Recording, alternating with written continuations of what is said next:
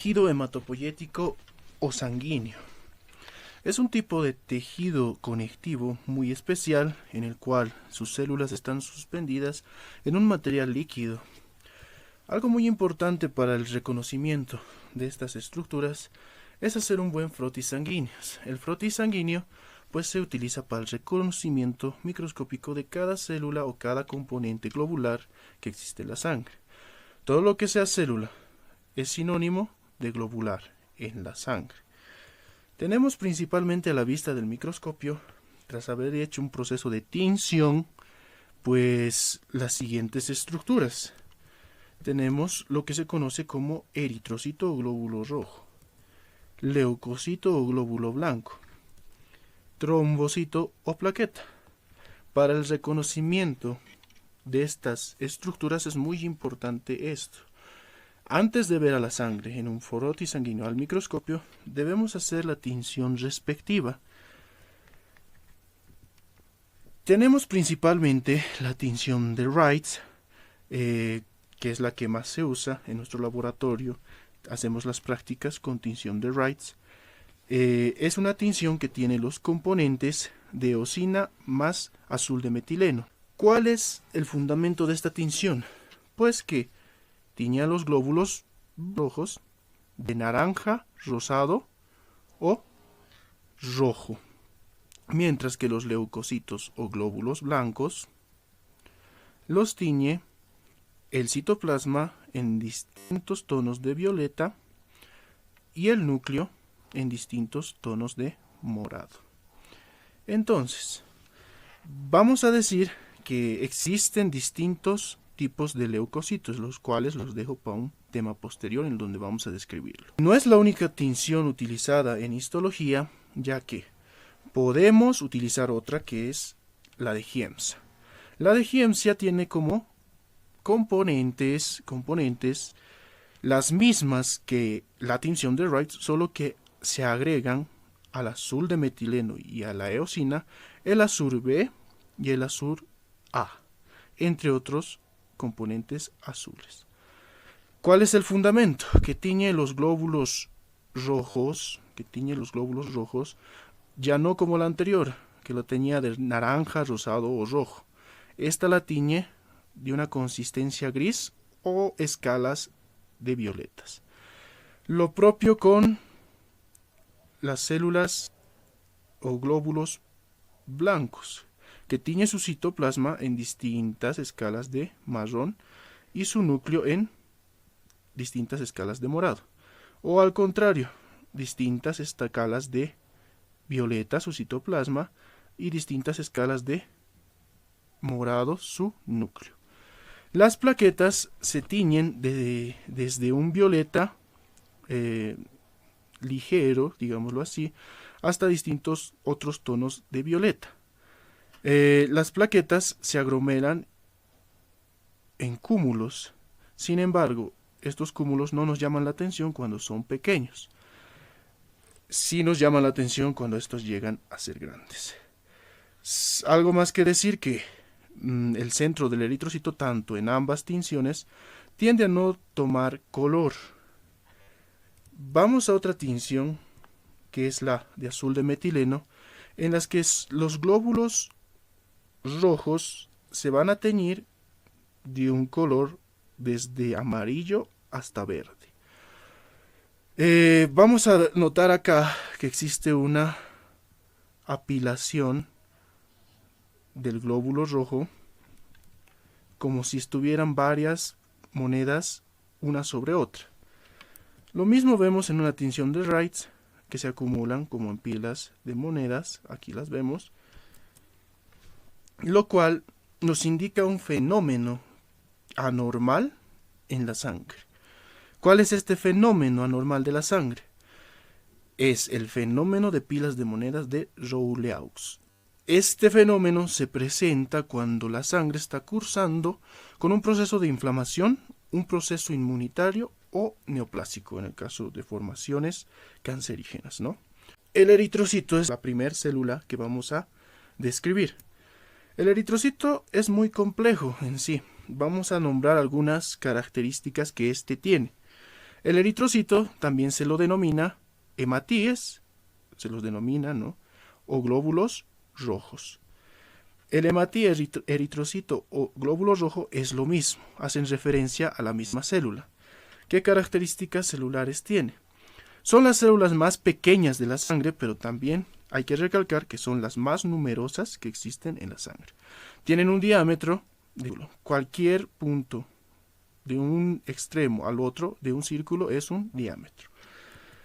En este caso, el eritrocito mide 7.2, aunque hay literaturas que te mencionan que puede medir hasta 8 micrómetros de diámetro. Se considera normal. Ahora, otra característica es que tiene forma de un disco bicóncavo, debido al espesor que tiene en la periferia y el espesor disminuido en su parte central. En la periferia, el eritrocito es más ancho, tiene más espesor, y en el centro, pues, menor espesor. 2,4 micrómetros en la periferia y 1 micrómetro en la parte central. Vamos a decir, como definición también, que es una célula procariota, o sea, que carece de núcleo. Sabemos que en su proceso de formación, el eritrocito, en uno de sus eritroblastos, expulsa el núcleo. También tiene la siguiente característica de contener una proteína que es la hemoglobina o HB. Gracias a esta proteína, el eritrocito cumple la función de transportar oxígeno y dióxido de carbono por todo el organismo. Seguimos. Vamos a decir, al ser una célula procariota, el eritrocito carece de organelos membranosos y carece de algunos organelos no membranosos. Sin embargo, posee algunos no membranosos, ya les recalco. Obtiene su energía debido a diversas vías metabólicas, ya que no posee mitocondrias que se encargan de proporcionar la energía necesaria a la célula, ¿no? Tenemos una vía principal y dos vías auxiliares que las vamos a ver más adelante. Tiene una vida promedio de 120 días, o sea, el organismo, una vez que se produce, vive 120 días, aunque hay literaturas que te dicen que el eritrocito vive de 120 a 140 días. Y sus valores normales en el hemograma, que vamos a verlo más adelante, como es la interpretación de un hemograma, pues vamos a decir que es por sexos. En el sexo masculino, 4.5 a 5.5 millones por milímetro cúbico, y en el femenino de 4 a 5 millones por milímetro cúbico. Entonces, muy importante que se graben estos datos, ya que cuando llevemos hemograma vamos a requerir que sepan estos valores normales. Seguimos y entramos a la parte de membrana celular. La membrana celular del eritrocito es algo muy importante.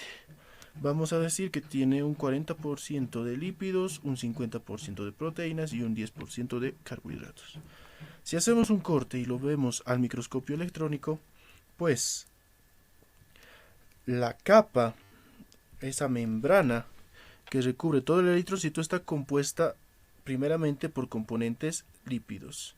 Los componentes lípidos son los fosfolípidos y el colesterol. Los fosfolípidos son hidrófilos o hidrófila, es la capa hidrófila. ¿Por qué? Porque hidro significa agua y filo significa amor. Son aquellos componentes que dejan pasar el agua. Mientras que el colesterol es hidrófobo. Hidroagua, fobo o fobia, que significa miedo, no deja pasar concentraciones de agua. Algo muy importante decir que los fosfolípidos se dividen en una capa externa y una capa interna. La capa externa está compuesta por fosfatidilcolina y esfingomielina, y la capa interna por fosfatidiletanolamina y fosfatidilserrina.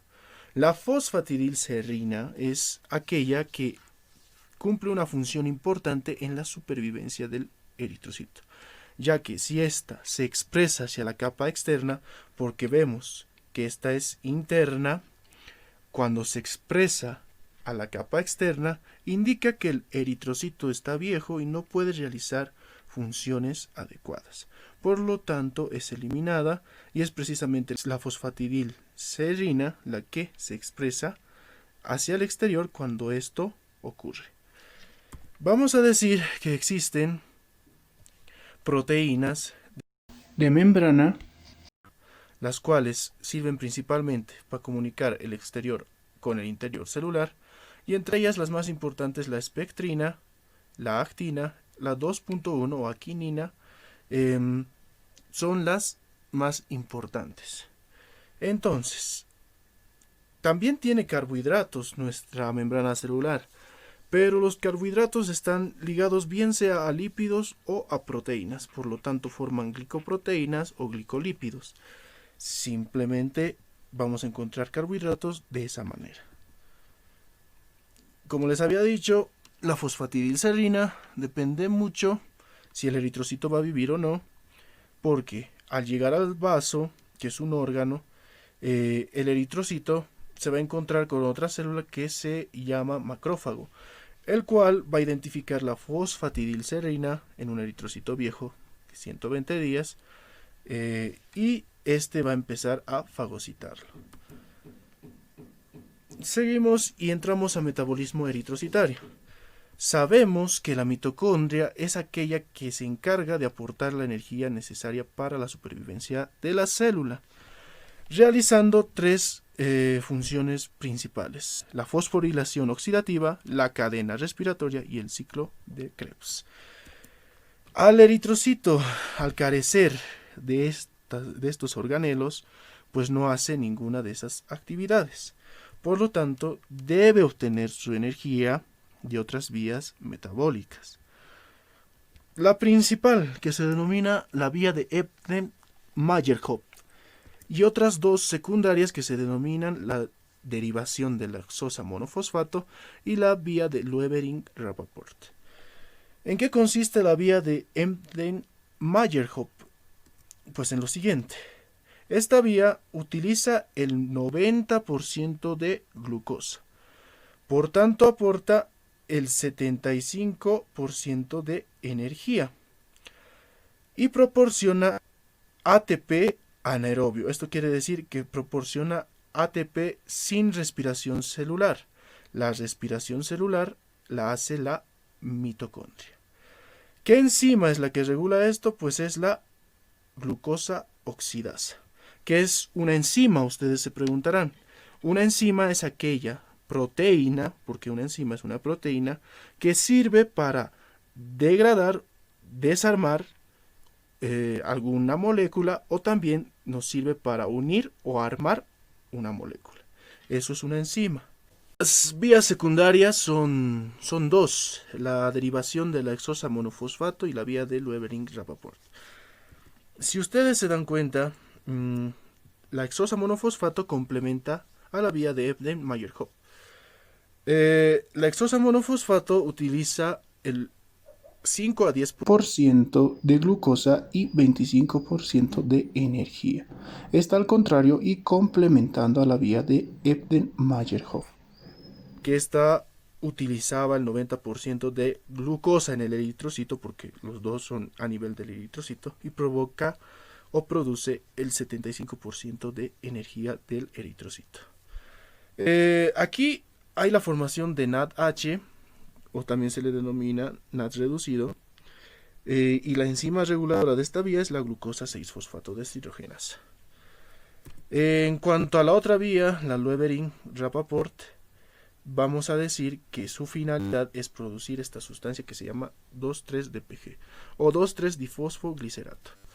Es una sustancia fundamental ya que nos ayuda en la afinidad de la hemoglobina. La hemoglobina está dentro del eritrocito. La afinidad de la hemoglobina por el oxígeno. Cuando la 2,3-DPG está alta,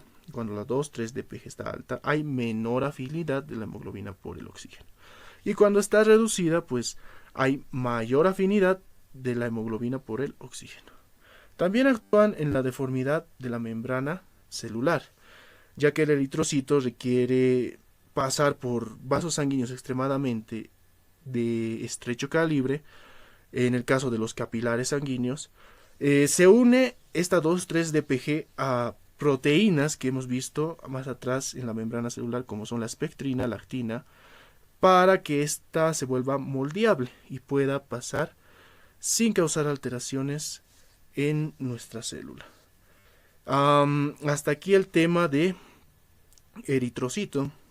Habíamos abarcado mucho respecto a esta célula, que es fundamental que ustedes conozcan, y esto es lo básico que deben saber respecto a un hematíe. Espero les haya servido. Cualquier consulta o duda que pudiesen tener me la dejan en los comentarios.